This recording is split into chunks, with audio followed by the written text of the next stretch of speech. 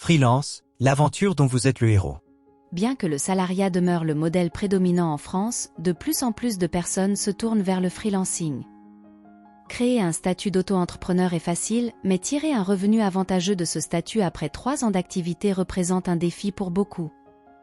Avant de vous lancer dans le freelancing, il est crucial de vous poser les bonnes questions. Quelles compétences puis-je valoriser pour proposer mes services en tant qu'indépendant aux entreprises? Quels sont mes objectifs à court et à long terme en tant que freelance?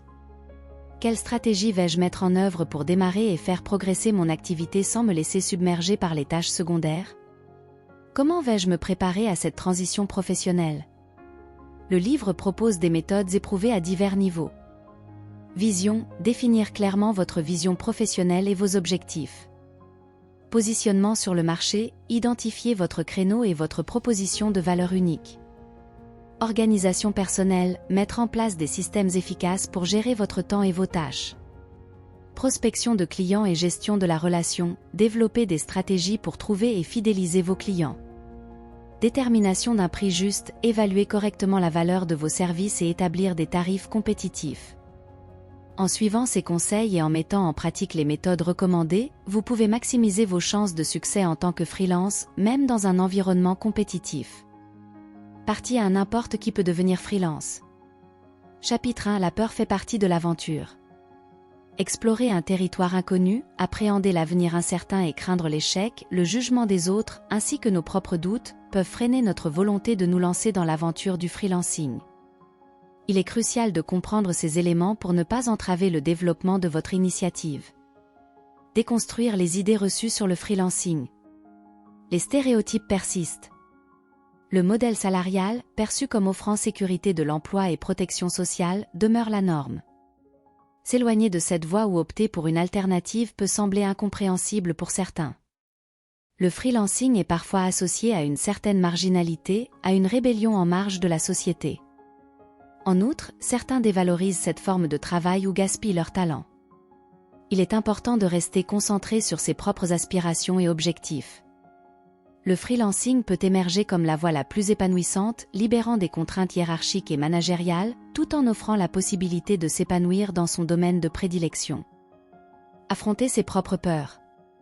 Il est naturel de ressentir de la peur face à une décision potentiellement transformative. Les doutes assaillent et la réussite future du projet semble incertaine. Pourtant, de nombreuses personnalités mondiales ont ressenti ces mêmes appréhensions avant de se lancer. En tant que freelance, vous êtes responsable de trouver vos propres clients, de cultiver des relations solides avec eux et de livrer des résultats satisfaisants. Fixez-vous des objectifs réalistes, comme acquérir un nouveau client chaque mois, et vous constaterez que votre portefeuille de clients se développera plus rapidement que prévu. Entre 3 et 7 ou 8 clients, un portefeuille semble équilibré. Ne craignez pas de commettre des erreurs en choisissant le freelancing, cette expérience est une opportunité d'apprentissage. Les premiers mois peuvent être difficiles, mais chaque échec est une leçon, affinant vos compétences avec le temps. Pour surmonter les peurs et les croyances limitantes, il faut oser se lancer dans l'aventure. Envisagez le pire scénario. S'inspirant des réflexions de Tim Ferriss, 3 questions sont à considérer avant de se lancer dans un nouveau projet. Comment le projet pourrait-il échouer? En identifiant les éventuels points de rupture, vous pouvez envisager des actions préventives pour les contrer, matrice DPR, définir, prévenir, réparer. Par exemple, pour contrer la peur de ne pas trouver suffisamment de clients, envisagez de travailler gratuitement pour des prospects intéressants et mobiliser votre réseau. Comment le projet pourrait-il réussir? En imaginant les bénéfices personnels et professionnels de la réussite du projet, vous pouvez renforcer votre motivation et votre confiance en vous. Que se passera-t-il si vous ne faites rien? En évaluant les conséquences à court, moyen et long terme de l'inaction, vous réalisez que l'immobilisme pourrait vous coûter bien plus que la prise de risque nécessaire pour lancer votre projet. Chapitre 2. La base du freelancing. Dans la quête de succès en tant que freelance, la possession de compétences rares et précieuses se révèle cruciale. C'est à travers l'expérience que votre expertise se développe et se renforce. Déterminer quelles compétences rares et précieuses vous pouvez offrir à vos clients est une étape essentielle. Si vos compétences sont courantes sur le marché, vous risquez de ne pas pouvoir les valoriser à leur juste valeur ni de vous démarquer de vos concurrents. Afin de perfectionner vos compétences, il peut être nécessaire d'en développer de nouvelles ou d'en acquérir davantage. En qualité de freelance, vous n'avez pas le luxe de vous former tout en travaillant pour un client. Vous devez être opérationnel dès le début de votre contrat. Ainsi, il est crucial d'évaluer minutieusement les compétences que vous pouvez offrir avant de vous lancer. Il est primordial de ne pas écouter ceux qui vous conseillent de suivre uniquement votre passion. Tout d'abord, identifiez vos compétences et les opportunités qui vous permettront de prospérer. 3 éléments clés vous aideront à identifier les bonnes compétences. Vos expériences professionnelles, elles ont façonné certaines compétences spécifiques grâce à la pratique et à la confrontation avec la réalité du terrain. Vos intérêts personnels, ce que vous faites par plaisir dans votre activité professionnelle, ce qui vous motive et vous stimule. Les opportunités du marché, observez le monde extérieur pour repérer les besoins spécifiques des entreprises. Pour développer vos compétences, définissez des méthodes d'apprentissage spécifiques en fonction d'objectifs clairs et définis dans le temps. Par exemple, fixez-vous un objectif d'apprentissage par semaine en gardant à l'esprit un objectif final global. Dans le parcours pour devenir un freelance aguerri, la constante évolution de vos compétences est indispensable. Chapitre 3 : Les piliers pour devenir un freelance incontournable. Au milieu du flux incessant de conseils et d'opportunités de vente présentées sur les réseaux sociaux, maintenir sa concentration est crucial. Le premier pilier pour réussir dans cet environnement consiste à renforcer sa crédibilité. Les clients sont plus enclins à collaborer avec vous s'ils perçoivent votre réputation comme positive, s'ils évaluent favorablement votre travail et s'ils vous accordent leur confiance.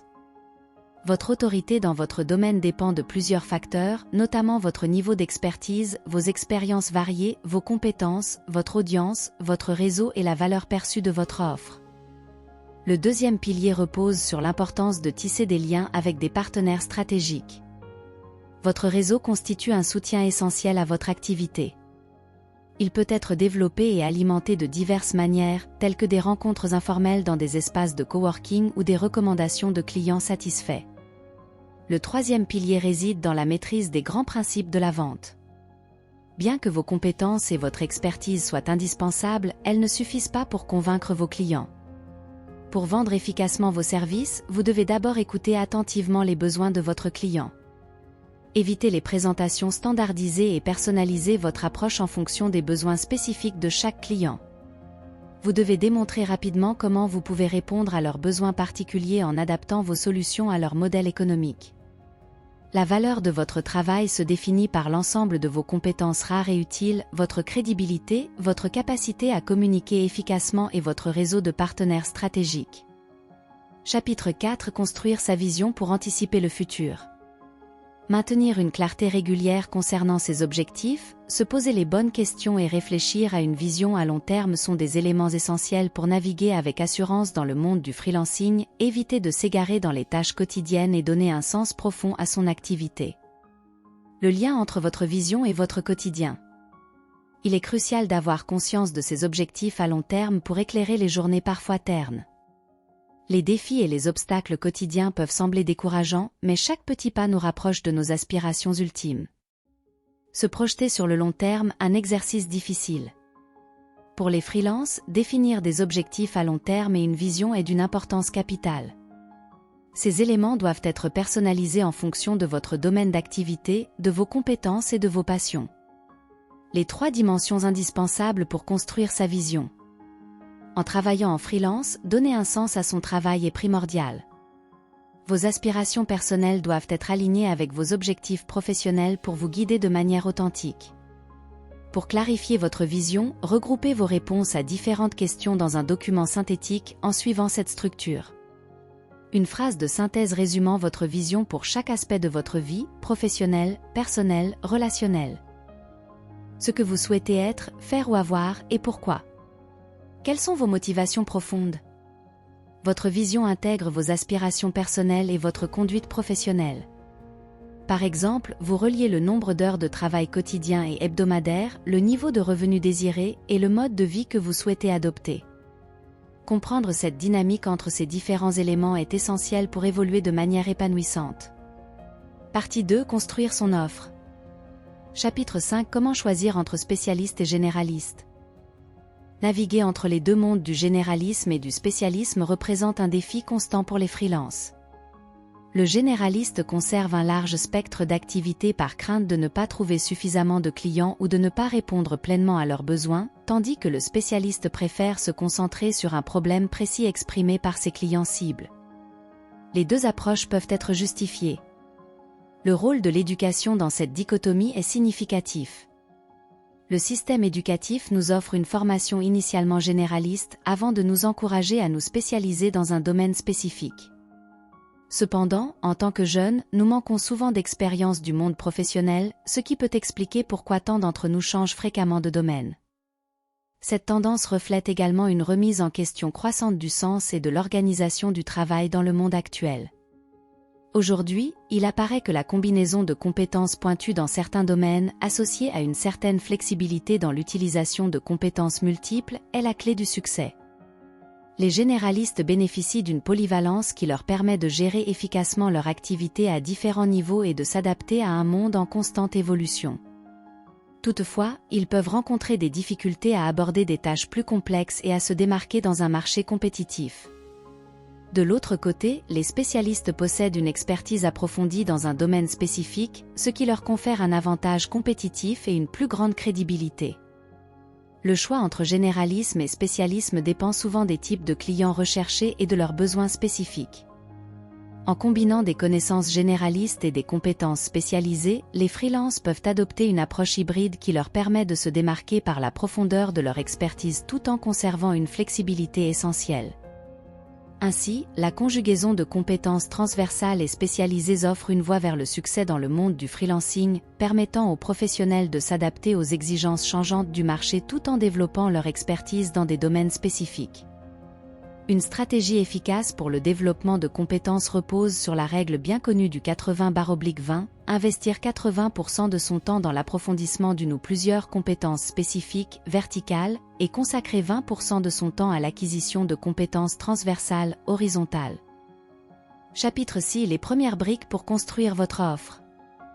Pour prospérer en tant que freelance, il ne suffit pas seulement de posséder des compétences et de définir des objectifs. Il est également crucial de comprendre le marché sur lequel vous souhaitez proposer vos services et d'adapter votre approche en conséquence. Une erreur courante est de tenter de calquer les stratégies des entrepreneurs traditionnels. En tant que freelance, vous opérez en solo et fournissez des solutions personnalisées à vos clients, ce qui diffère considérablement du modèle d'entreprise standard où l'accent est mis sur la production de produits ou de services standardisés de haute qualité, souvent avec l'aide d'employés. Pour réussir, il est essentiel de trouver un équilibre entre vos compétences, à la fois transversales et spécifiques, et les besoins de vos clients. Plutôt que de vous positionner uniquement en fonction de vos compétences ou des besoins du marché, il est crucial que ces deux éléments se rencontrent harmonieusement. Trouver le bon positionnement peut prendre du temps et impliquer plusieurs tentatives. Deux stratégies principales se dégagent généralement. Soit vous vous concentrez sur vos compétences et expériences existantes, en cherchant à les approfondir, soit vous identifiez les opportunités de développement sur un marché donné, bien que cela comporte des risques potentiels. Votre positionnement doit être spécifique et répondre aux besoins uniques de vos clients. Cette approche vous permettra de mieux cibler vos clients et de facturer des tarifs plus élevés, en acquérant une réputation solide pour répondre à des besoins précis. Initialement, vous pouvez adopter un positionnement plus généraliste, mais au fil du temps et de l'expérience avec certains clients, vous affinerez votre offre pour répondre à des besoins spécifiques de segments de marché. Le bouche à oreille et les recommandations de vos clients seront alors des outils précieux pour développer votre activité et renforcer votre crédibilité sur le marché. Pour devenir une référence dans votre domaine, vous devez définir votre avantage concurrentiel par rapport à vos concurrents et être prêt à prendre des risques calculés. Anticiper différents scénarios et évaluer les chances de réussite ou d'échec peut vous aider à prendre des décisions éclairées et à progresser dans votre carrière de freelance. Réussir en tant que freelance nécessite une approche stratégique qui commence par identifier vos clients cibles et leurs besoins, puis adapter vos compétences pour proposer des solutions adaptées. Chapitre 7: Découvrir les besoins profonds de vos clients grâce au Milkshack. Pour réussir en tant que freelance, il est primordial d'établir une communication efficace et un dialogue constructif avec vos clients cibles. Comprendre leurs défis et leurs processus internes est essentiel pour définir une offre adaptée, plutôt que de se limiter à une apparence superficielle. Une analogie pertinente est celle du Milchak, qui illustre l'importance de comprendre précisément les besoins du client en se basant sur sa réalité quotidienne.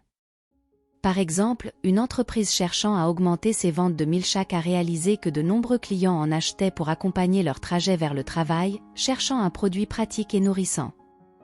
Cette approche de « job to be done » consiste à comprendre non seulement le produit ou service que le client recherche, mais aussi pourquoi il en a besoin et comment il l'utilisera pour résoudre un problème spécifique. Cela nécessite une plongée dans les besoins réels des clients sur le terrain, comme l'ont découvert les entreprises innovantes. Pour créer un document de positionnement efficace, plusieurs étapes sont nécessaires. Tout d'abord, il est essentiel de faire un bilan de vos compétences et expériences passées pour mieux cerner vos forces et faiblesses.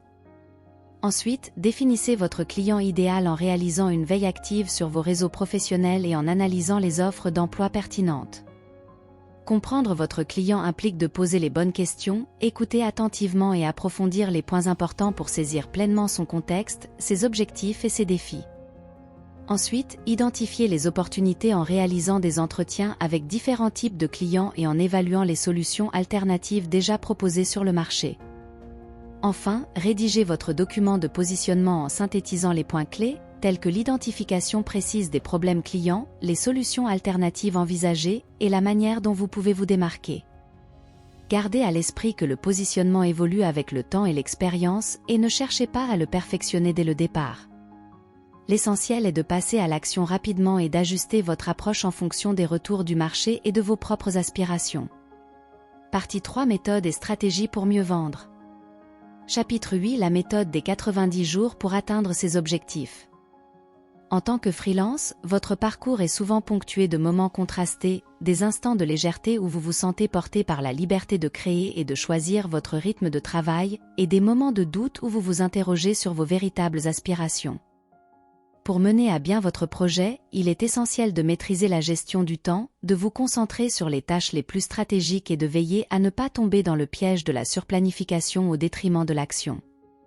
Un mythe répandu est celui de l'entrepreneur hyperproductif, constamment absorbé par une multitude de tâches et toujours disponible.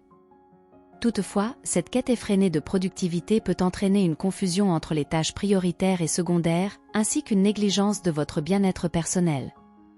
En négligeant votre vie sociale et vos moments de détente, vous risquez l'épuisement, le stress et l'anxiété, phénomènes regroupés sous le terme de burn-out. Les procrastinateurs, souvent, se plaisent à élaborer des plans détaillés pour leur semaine. Cette tendance à remettre à plus tard les tâches importantes est une réaction face à la peur des actions complexes ou cruciales, poussant à chercher des distractions pour éviter l'essentiel. Cependant, dresser une liste exhaustive de tâches sans les hiérarchiser selon leur importance et leur urgence, sans fixer de délai, deadline, nourrit la procrastination. Il est primordial de trier les tâches en fonction de vos objectifs, en les détaillant avec des actions concrètes débutant par des verbes d'action, réfléchir, faire, écrire, etc. Voici quelques éléments pour mieux gérer votre temps. La concentration, en sautant d'une tâche à une autre, vous perdez du temps à chaque transition et à vous réorienter. En revanche, se concentrer sur une tâche pendant plusieurs heures accroît l'efficacité et la qualité du travail. L'état d'esprit créatif, focaliser son attention sur une seule tâche permet également de réfléchir à son positionnement, de trouver des solutions innovantes pour ses clients et d'être plus créatif. Un plan bien structuré, il faut trouver un équilibre entre trop de planification et l'absence de plan. La méthode des 90 jours, suggérée par l'auteur, consiste à élaborer un plan sur 12 semaines avec des objectifs clairs et des actions à accomplir chaque semaine en vue d'un objectif final. En tant que freelance, il est crucial d'élaborer une vision alignée avec votre activité et d'agir immédiatement avec professionnalisme. Le freelance doit jongler entre les rôles de stratège et de technicien. Le stratège envisage une vision d'ensemble, coordonne les éléments pour assurer le bon déroulement de son activité et atteindre les résultats escomptés. Le technicien, quant à lui, exécute les plans établis par le stratège, se concentrant sur la réalisation des tâches assignées. Bien qu'indispensable, il risque parfois de perdre de vue l'objectif global de son activité. Alexis Minchella suggère de jongler entre ces deux rôles sur des cycles de 3 mois. Chaque année, définissez vos grands objectifs, stratégie. Élaborez ensuite un plan pour les atteindre sur 90 jours, stratégie. Débutez la semaine par l'exécution du plan, technique. effectuez un bilan hebdomadaire pour ajuster la semaine suivante selon le plan de 90 jours, stratégie. Poursuivez ensuite avec une semaine d'exécution, technique, et ainsi de suite. Cette approche motive en assurant que les actions du présent auront un impact sur les 90 jours à venir, puis sur l'année entière, tout en offrant des boucles de rétroaction rapides pour maintenir le cap vers les objectifs fixés. Lorsque l'on se lance en tant que freelance, notre parcours est souvent ponctué de moments oscillants entre légèreté et doute. La liberté de créer et de choisir son emploi du temps peut être à la fois libératrice et déroutante. Mais pour mener à bien notre projet, il est essentiel de maîtriser la gestion du temps, de se concentrer sur les tâches stratégiques et de ne pas succomber à la tentation de la procrastination. La procrastination, se penchant à remettre à plus tard ce que l'on devrait faire maintenant, peut être un véritable obstacle. Lorsque les actions importantes nous paraissent complexes, la peur peut nous pousser à les repousser et à chercher des distractions pour échapper à cette pression. Pourtant, établir une liste exhaustive de tâches sans les organiser par priorité et sans fixer de délai limite est un terrain fertile pour la procrastination. Pour mieux gérer notre temps, il est crucial de se concentrer sur une tâche à la fois. Passer d'une petite tâche à une autre peut entraîner une perte de temps due aux transitions constantes et à la nécessité de se réimmerger dans chaque nouvelle activité. En revanche, consacrer plusieurs heures d'affilée à une même tâche favorise la concentration et la qualité du travail. De plus, cet état d'esprit concentré peut stimuler notre créativité et nous permettre de réfléchir de manière plus profonde à notre positionnement professionnel. L'élaboration d'un plan de 90 jours peut s'avérer être une stratégie efficace pour concrétiser nos objectifs. Cette planification nous invite à nous interroger sur nos aspirations à long terme et sur les opportunités à saisir dans un avenir proche. Il est également important de faire le bilan des 90 jours précédents, en évaluant ce qui a fonctionné, ce qui n'a pas donné les résultats escomptés et les leçons que nous pouvons en tirer. La clé d'une bonne stratégie réside dans la capacité à distinguer les objectifs à long terme des tactiques à court terme. Le plan de 90 jours constitue la ligne directrice de notre stratégie, nous permettant de nous concentrer sur les actions les plus stratégiques. Tout comme un explorateur prépare son équipement avant une expédition, nous devons nous armer de discipline et de concentration pour éviter les distractions qui pourraient compromettre notre trajectoire. En définitive, la réussite en tant que freelance nécessite un équilibre entre la vision à long terme et la concentration sur les tâches immédiates. En jonglant habilement entre ces deux aspects, nous sommes en mesure de progresser efficacement vers nos objectifs, étape par étape, tout en restant ouverts aux nouvelles idées et opportunités qui jalonnent notre chemin. Chapitre 9 : 3 modèles pour trouver ses clients. Lancer sa carrière en tant que freelance peut susciter une multitude de sentiments contradictoires. L'excitation de l'indépendance professionnelle peut être accompagnée de l'appréhension face à l'inconnu et au manque de sécurité. Il est facile de se retrouver pris au piège de la planification excessive, de la recherche incessante de la perfection avant de se lancer réellement.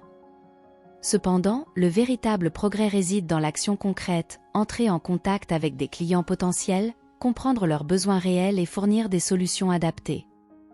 Dans le monde complexe du freelancing, Seth Godin identifie 5 niveaux d'évolution, chacun représentant une étape différente dans la progression de la carrière. Du turc mécanique qui effectue des tâches basiques à faible rémunération à la superstar devenue une référence incontournable, chaque niveau offre des opportunités uniques et des défis spécifiques. Il est crucial de déterminer notre positionnement en fonction des besoins du marché et d'adapter nos offres et nos stratégies en conséquence. Comprendre les motivations des clients est une compétence essentielle pour réussir en freelance. Que ce soit le besoin d'expertise, le désir de gagner du temps ou la recherche d'un modèle fiable pour réduire les risques, chaque client a des attentes particulières auxquelles nous devons répondre.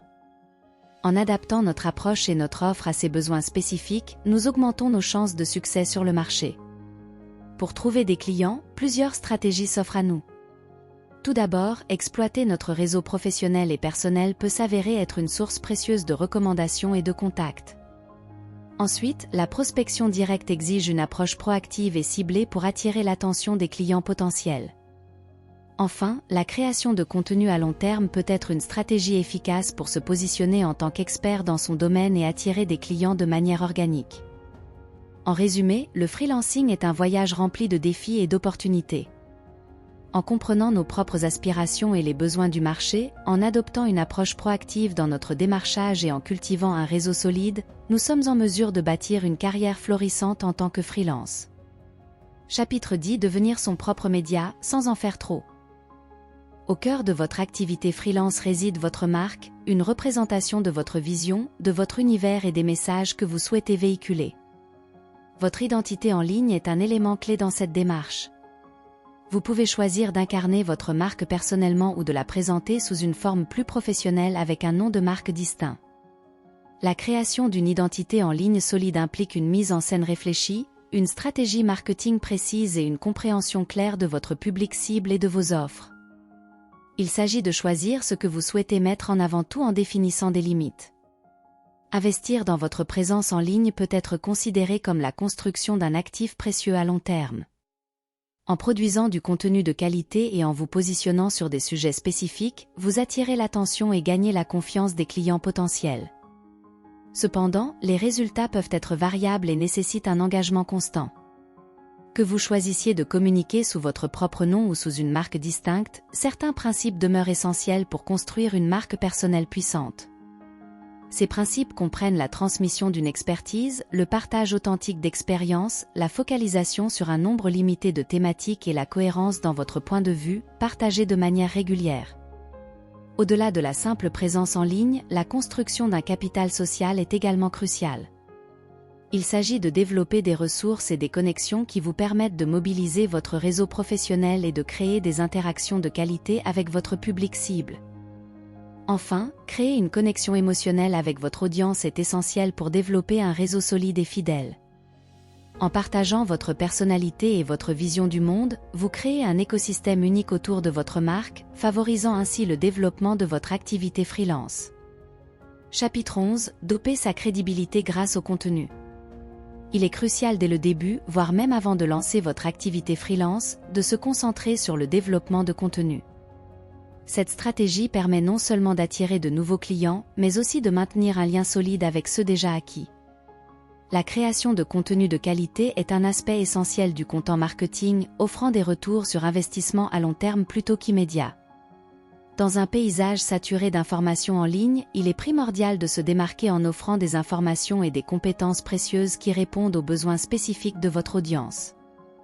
Pour créer un contenu de valeur, il est nécessaire de maîtriser le sujet traité et de comprendre l'environnement dans lequel évoluent vos clients. En anticipant leurs besoins et en analysant les solutions existantes sur le marché, vous pouvez générer des idées de contenu pertinentes et adaptées. Il existe 4 niveaux de contenu en fonction du niveau de maturité de votre audience: basique, curation, mode d'emploi et stratégique. Bien qu'il soit plus avantageux de partager un contenu stratégique, une combinaison de ces niveaux peut être efficace dans différentes situations. Pour promouvoir efficacement votre contenu, il est essentiel de planifier sa diffusion en tenant compte du médium de publication, site web, blog, plateformes de médias sociaux, etc., et des canaux de promotion, réseaux ouverts et fermés. La régularité, la planification et la mesure de l'impact sont des éléments clés à prendre en compte dans votre stratégie de promotion.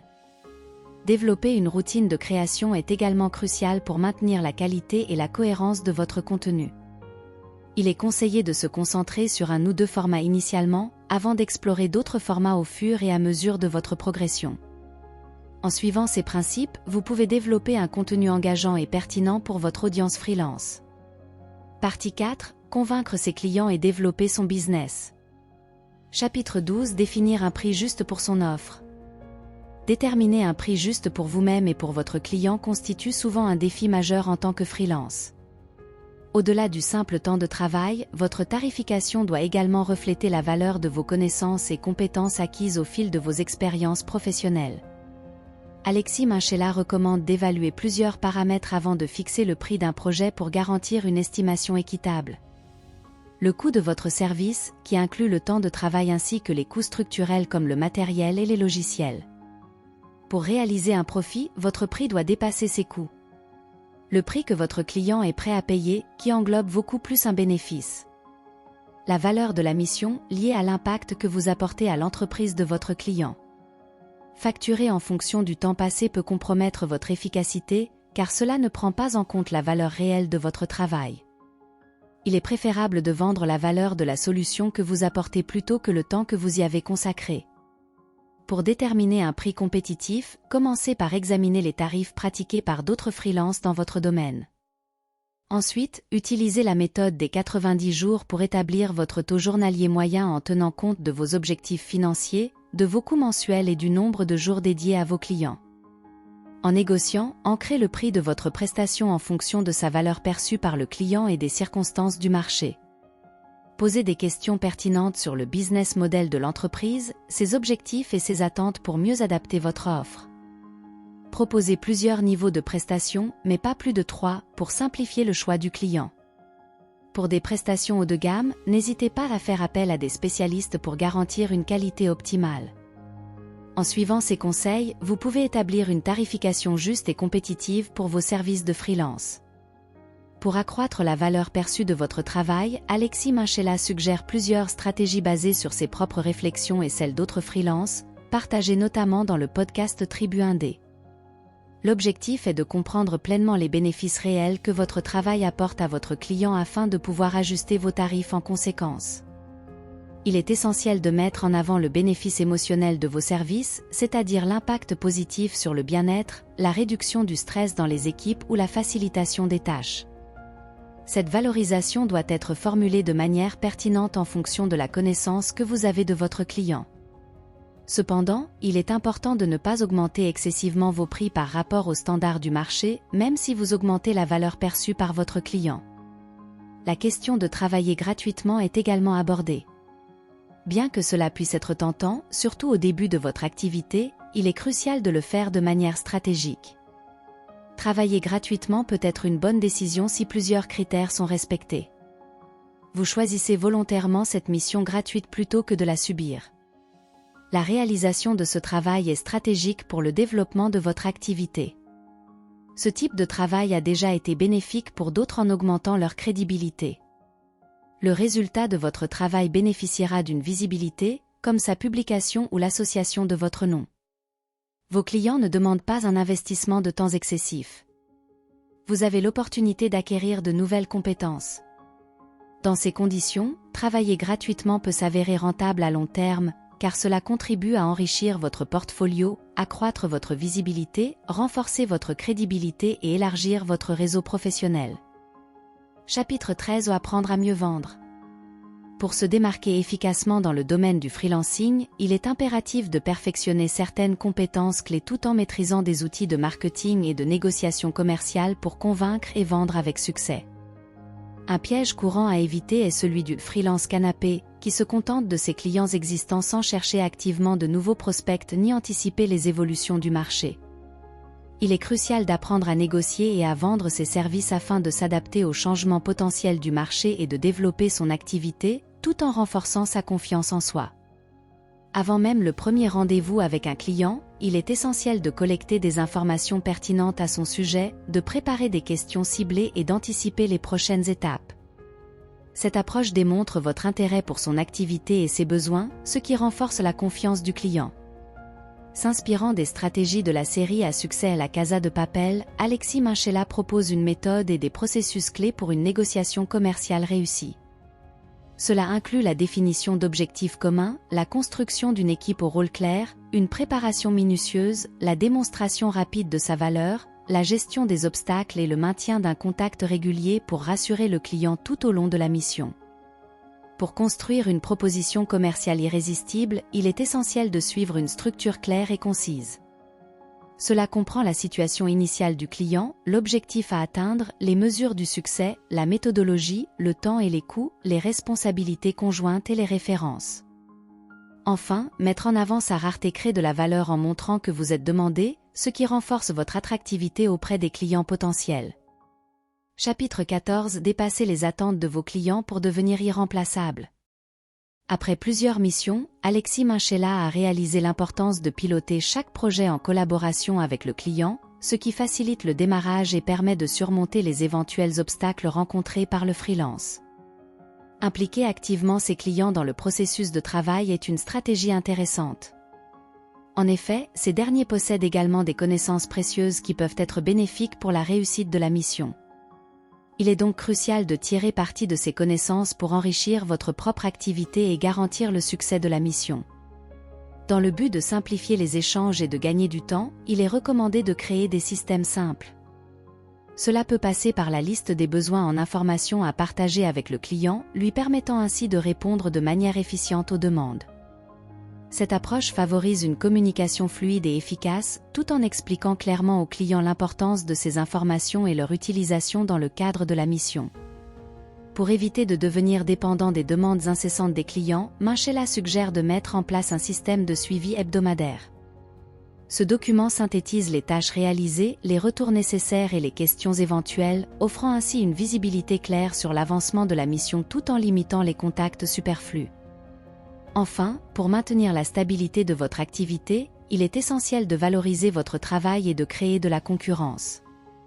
Cela peut se traduire par la rédaction d'un rapport de synthèse en fin de mission, mettant en lumière les résultats obtenus et les perspectives d'amélioration.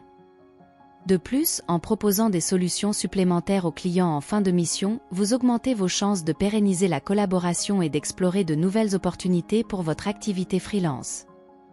Chapitre 15 : Notre développement est personnel. Lorsqu'on se lance dans l'aventure du freelancing, il est facile de se retrouver submergé par la multitude de tâches nécessaires au bon fonctionnement de son activité. C'est une leçon que l'auteur, s'appuyant sur sa propre expérience, a apprise dès les premiers pas dans ce monde exigeant. En effet, en plus des projets clients qui occupent une part importante de leur temps, les freelances doivent jongler avec les aspects plus administratifs, marketing, commerciaux et comptables de leur entreprise. Cette charge de travail peut rapidement absorber toute l'énergie personnelle, laissant peu de place pour la vie personnelle et le temps libre. Pourtant, malgré ces défis, les freelances possèdent une qualité précieuse, leur antifragilité. Inspiré par les principes du professeur Nassim Nicholas Taleb, l'auteur souligne que les freelances se renforcent face à l'incertitude, au stress et à l'échec. Contrairement aux startups qui nécessitent souvent un développement rapide et des investissements massifs, les freelances ont la possibilité de progresser à leur propre rythme, sans être soumis à une pression extérieure excessive. Pour minimiser les risques liés à cette indépendance, il est recommandé d'avoir plusieurs clients afin de ne pas être dépendant d'un seul. De plus, le développement de projets personnels peut garantir des sources de revenus diversifiées à long terme. Cependant, il est essentiel pour les freelances de rechercher l'équilibre entre l'efficacité professionnelle et le bien-être personnel. Suivant les conseils de Paul Jarvis, l'auteur préconise de travailler intelligemment, en se fixant des limites claires pour préserver sa santé mentale et physique. En tant que freelance, trouver cet équilibre peut être un défi constant, car les frontières entre vie professionnelle et vie personnelle sont souvent floues. L'auteur partage ses propres stratégies pour y parvenir, en organisant son temps de travail et en réservant des moments dédiés à la déconnexion. Ainsi, malgré les défis inhérents au freelancing, chaque expérience professionnelle est une opportunité de croissance personnelle et professionnelle, façonnant le chemin unique de chaque individu dans ce monde du travail en constante évolution. Pour conclure, l'auteur prodigue un conseil sage empreint d'humilité: acceptez que parfois, d'autres seront meilleurs que nous. L'objectif ultime demeure alors la constante amélioration personnelle, sans nécessairement avoir recours à un effort perpétuel. Ce livre exhaustif sur l'expérience du freelancing est l'œuvre d'un jeune auteur ayant lui-même arpenté ce chemin sinueux. Il a également partagé les témoignages de nombreux freelances à travers son podcast « Tribu Indé ». Vous serez particulièrement séduit par la précision des explications et des conseils, ainsi que par la profusion d'exemples concrets.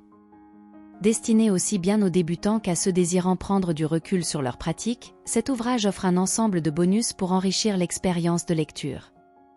Ces compléments incluent une vidéo masterclass sur l'administratif, une interview sur la méthode d'organisation, une boîte à outils pour structurer son activité freelance, une liste de ressources recommandées par l'auteur, ainsi que des réponses aux questions des lecteurs, agrémentées de quelques surprises. Retenez que se lancer dans le freelancing peut être une aventure enrichissante, à condition de tenir compte d'une multitude de paramètres et de maintenir un équilibre entre compétences, marché cible, contact client, marketing, valeurs, positionnement, organisation et vision. Ce livre offre un parcours méthodique et détaillé, émaillé de conseils judicieux pour éviter les écueils et aspirer au succès, moyennant un certain engagement personnel et une propension à prendre des risques calculés. Parmi les points forts de cet ouvrage, notons une présentation exhaustive et progressive des divers aspects du freelancing, s'appuyant sur l'expérience de l'auteur et ses échanges avec la communauté freelance. Des schémas et des dessins viennent également éclairer le propos, tandis que des points d'étape synthétiques ponctuent chaque chapitre pour une meilleure assimilation. Quant aux points faibles évoqués, quelques répétitions parsèment le récit, mais elles contribuent également à construire progressivement le fil conducteur de cette aventure captivante du freelancing. Merci de nous avoir rejoints. Rappelez-vous, la lecture n'est pas seulement une expérience, c'est une aventure. N'oubliez pas de nous rejoindre en vous abonnant à notre chaîne YouTube Kelly Tom French pour ne rien manquer de nos nouvelles vidéos. À très bientôt!